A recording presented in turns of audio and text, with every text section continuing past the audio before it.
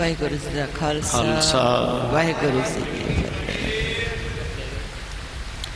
प्रणमय शीर्षा देवम गुरु भक्तवासम समेतम आयुष कामार्थ सदेव प्रथम वकर्तुंच दित्कम तृतीयम कृष्ण पिंगाक्ष गज वक्त्रम चतुर्थकम लंबोदरम पद्मम च षटम विकटमेव च सप्तम विदन राज च धूम्रवर्ण तथा।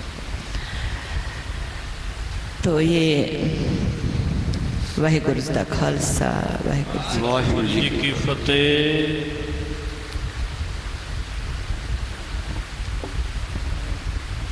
आज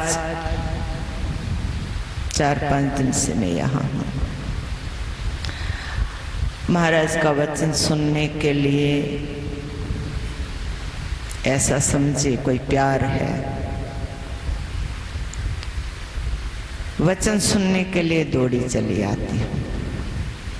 आप सोचेंगे मुझे चिट्ठी आती है, मुझे महाराज फोन करते हैं। नहीं, जब यहाँ आती हूँ तो पता लगता है आज तो समागम हो रहे हैं।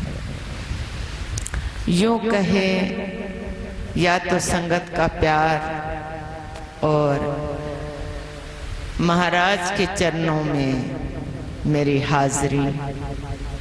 महाराज चाहते हैं कि मैं हाजिरी भरूं हमेशा, क्योंकि बचपन से ही मैं गुरु नानक जी महाराज के गुरुद्वारे में जाती रही थी।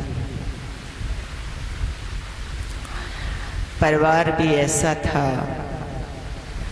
कि वहाँ जाते गुरुवाणी सुनते हैं।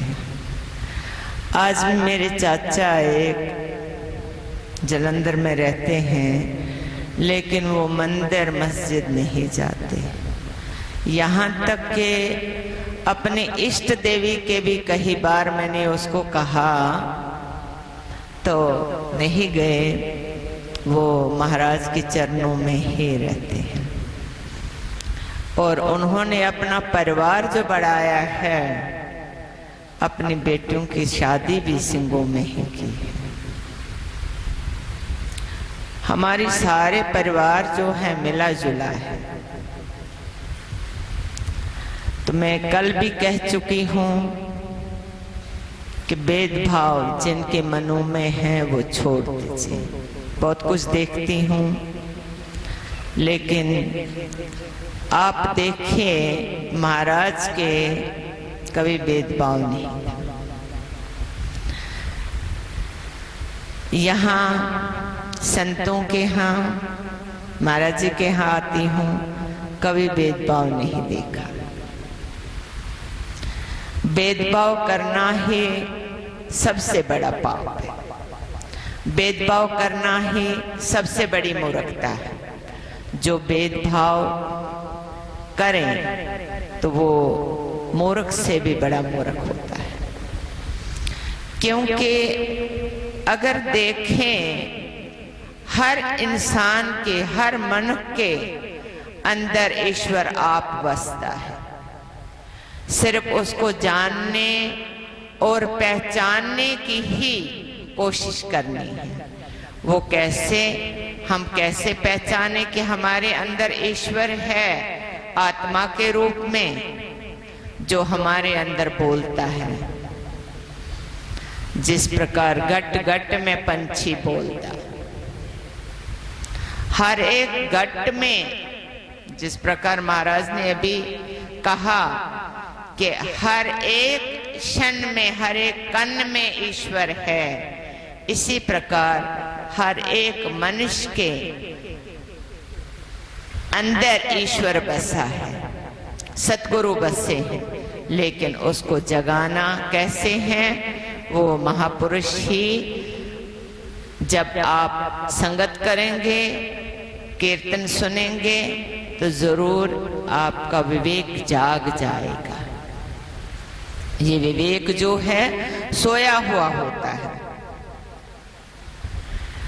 जब इस विवेक जाग जाएगा तो अपने आप ही ईश्वर के प्रति, ईश्वर के सामने ही आप दर्शन पाएंगे। महाराज के चरणों में आना ही, ये समझना चाहे बड़े भाग्य की बात है। आप सोचेंगे हाँ आप उठ के तो निकल गए, नहीं, ये उनकी कृपा है। मैं आज पंचुला गई थी तो मुझे उम्मीद नहीं थी मैं आऊंगी, लेकिन जो मुझे यहाँ से लेके गए हैं, मैंने उनको कहा महाराज जी ने 6 साढ़े 6 बजे वो जाएंगे, लेकिन आप उससे पहले ही, आप 6 बजे साढ़े 6 बजे ही आ जाना मुझे लेने। देखिए उसका भी बड़ा प्रताप है कि उसको भी नींद नहीं आई, उसको चैन नहीं आया। उसने मुझे फोन किया, मैंने कहा आप आ जाओ आधे घंटे तक। तो जब हम उद्यम करेंगे, महाराज ने अभी कहा कि बहाना कोई भी बन सकता है, मैं बीमार हूं, मैं नहीं पहुंच पाऊंगी। मेरे घर में मेहमान आए, माँ जी इसलिए नहीं आई। बहाने तो कहीं भी कर सकते हैं, लेकिन अगर बहाने नहीं करें, ईश्वर हमारे सामने, हम ईश्वर को पहचान सकते। कई बार हमारे घरों में मेहमान आते हैं, कई लोगों को नाक चढ़ जाता, अब आ गए आप खाना बनाना पड़ेगा, लेकिन नहीं, अतिथि जो है वो ईश्वर का रूप है। समझ लिए, आपके दरवाजे पर आप महाराज दस्तखत दे रहे हैं, किस रूप में कब आए कोई पता नहीं। इसलिए जैसे यहाँ पर महाराज ने भी कहा, कोई ना कोई बहाना, किसी ना किसी बहाने यहाँ आके महाराज के चरणों में हाजिरी भरें और संतों से कुछ पाने की कोशिश करें। पाना क्या है? धन दौलत थोड़ा पाना है। धन दौलत क्या करोगे? दौलत क्या किसी के साथ गई है? नहीं, वो हमें साथ लेके गए। बहुत खजाना होता है, क्या कोई खजाना लेकर हमें ऊपर लेके चला है? नहीं, हम खजाने को साथ लेकर नहीं चले हैं, लेकिन वो हमें लेकर जाता है। अगर इन चीजों का हम ध्यान रखें तो संतों के संग और महाराज के चरणों से कभी दूर ना हो जाए।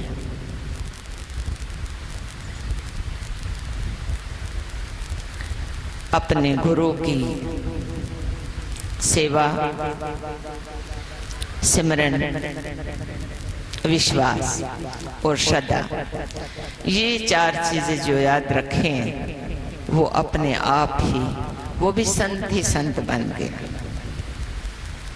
अगर ये 4 चीजें नहीं याद हैं तो चाहे कितने भी आप वाणी पढ़ो, कीर्तन करो, जो मर्जी मत्था टेको, जो मर्जी कर लो, उससे आपको कोई लाभ नहीं है।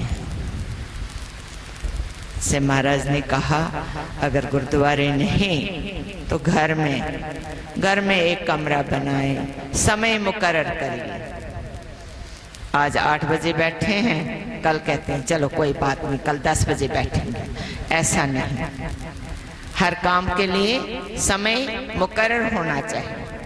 जिस प्रकार ऑफिस का समय कितने बजे हैं? 10 बजे। ऑफिस का समय 9 बजे है। आप कहते हैं नहीं जल्दी जाएंगे, अगर नहीं जाएं तो लकीर खींची जाएगी। तो इसी प्रकार भगवान के दरबार में भी, भगवान के जाप में भी, उस परमपिता प्रभु के जाप में भी हमें समय की आवश्यकता है। समय पर जो कार्य करें वो सफल हो जाता है। इसलिए फिर मैं एक बार कहूँ, सारी संगत का बहुत बहुत धन्यवाद। इतना प्यार मुझे देते हैं, इतना प्यार करते हैं। महाराज का तो धन्यवाद नहीं करूं, बस इनको हमेशा ही शुभकामनाएं और आशीर्वाद देती रहूं। इनकी चढ़ती कला रहे, गोविंद जी की चढ़ती कला रहे, सारे सबकी सारे संगत की भी चढ़ती कला रहे कि यहाँ आए कीर्तन करें। और इसी तरह मुझे भी महाराज अपने चरणों में बुलाते रहें। तो इन्हीं शब्दों के साथ में वाहिगुरु दा खालसा वाहिगुरु जी दी फतेह। एक बार जयकारा छोड़े, लेकिन मुझे कानों तक नहीं, शायद मैं ही बहरी हो गई हूँ, सुनाई नहीं देता है, इसलिए जोर से बोले सो निहाल। श्री अकाल। वाहिगुरु जी दा खालसा वाहिगुरु